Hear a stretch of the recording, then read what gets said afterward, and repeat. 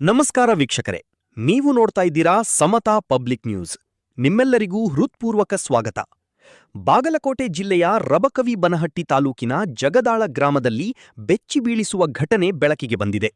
ಗ್ರಾಮದ ಜ್ಞಾನ ಸರಸ್ವತಿ ಕನ್ನಡ ಮಾಧ್ಯಮ ಶಾಲೆಯ ಆವರಣದಲ್ಲಿ ವ್ಯಕ್ತಿಯೊಬ್ಬರ ಶವ ಅನುಮಾನಾಸ್ಪದ ಸ್ಥಿತಿಯಲ್ಲಿ ಪತ್ತೆಯಾಗಿದ್ದು, ಗ್ರಾಮದಲ್ಲಿ ಆತಂಕದ ವಾತಾವರಣ ನಿರ್ಮಾಣವಾಗಿದೆ. ಪ್ರಾಥಮಿಕ ಮಾಹಿತಿಯ ಪ್ರಕಾರ ಮೃತ ವ್ಯಕ್ತಿಯನ್ನು ಪ್ರಕಾಶ್ ಅಲಿಯಾಸ್ ರಾಜು ಪಾಟೀಲ, ಸುಮಾರು 44 ವರ್ಷ ವಯಸ್ಸಿನವರು ಎಂದು ಗುರುತಿಸಲಾಗಿದೆ. ಅವರು ಮಹಾರಾಷ್ಟ್ರ ರಾಜ್ಯದ ಸಾಂಗ್ಲಿ ಜಿಲ್ಲೆಯ ಮಿರಜ್ ತಾಲೂಕಿನ ಆರಗ-ಬೇಡಗ ಗ್ರಾಮದ ನಿವಾಸಿಯಾಗಿದ್ದಾರೆ ಎಂದು ತಿಳಿದುಬಂದಿದೆ. ಆದರೆ ಈ ಮಾಹಿತಿಯನ್ನು ಪೊಲೀಸರು ತನಿಖೆಯ ಮೂಲಕ ದೃಢಪಡಿಸುತ್ತಿದ್ದಾರೆ. ಲಭ್ಯವಾಗಿರುವ ಮಾಹಿತಿಯಂತೆ ಕಳೆದ ಸುಮಾರು 3 ವರ್ಷಗಳಿಂದ ಜಗದಾಳ ಗ್ರಾಮದಲ್ಲಿ ಎಲೆಬಳ್ಳಿಯ ಕೆಲಸ ಮಾಡಿಕೊಂಡು ಅಲ್ಲಿಯೇ ವಾಸವಾಗಿದ್ದರು ಎನ್ನಲಾಗಿದೆ.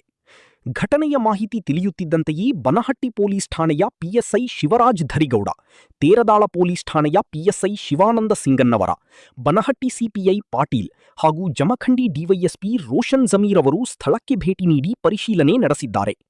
ಪ್ರಕರಣದ ಕುರಿತು ಪೊಲೀಸರು ತೀವ್ರ ತನಿಖೆ ಆರಂಭಿಸಿದ್ದು, ಸ್ಥಳದಲ್ಲಿದ್ದ ಸಾಕ್ಷ್ಯಾಧಾರಗಳನ್ನು ಸಂಗ್ರಹಿಸುವ ಕಾರ್ಯ ಮುಂದುವರಿದಿದೆ.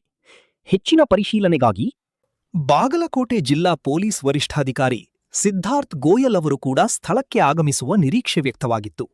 ಬಳಿಕ ಮೃತನ ಪತ್ನಿಯ ಸಮ್ಮುಖದಲ್ಲಿ ಅಗತ್ಯ ಹೇಳಿಕೆಗಳನ್ನು ದಾಖಲಿಸಿಕೊಂಡು ಮೃತದೇಹವನ್ನು ಮರಣೋತ್ತರ ಪರೀಕ್ಷೆಗಾಗಿ ಬನಹಟ್ಟಿ ಸರ್ಕಾರಿ ಆಸ್ಪತ್ರೆಗೆ ರವಾನಿಸಲಾಯಿತು.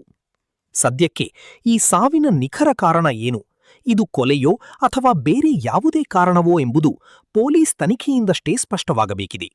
ತನಿಖೆ ಪೂರ್ಣಗೊಂಡ ನಂತರವೇ ಪ್ರಕರಣದ ಸಂಪೂರ್ಣ ಸತ್ಯಾಂಶ ಹೊರಬೀಳಲಿದೆ. ಈ ಪ್ರಕರಣಕ್ಕೆ ಸಂಬಂಧಿಸಿದಂತೆ ಹೆಚ್ಚಿನ ಮಾಹಿತಿ ಲಭ್ಯವಾದ ತಕ್ಷಣ ನಿಮಗೆ ತಲುಪಿಸುತ್ತೇವೆ. ಮುಂದಿನ ಸುದ್ದಿಯೊಂದಿಗೆ ಮತ್ತೆ ಭೇಟಿಯಾಗೋಣ. ಅಲ್ಲಿಯವರೆಗೆ ನೋಡ್ತಾ ಇರಿ ನಿಮ್ಮ ಸಮತಾ ಪಬ್ಲಿಕ್ ನ್ಯೂಸ್. ನಮಸ್ಕಾರ.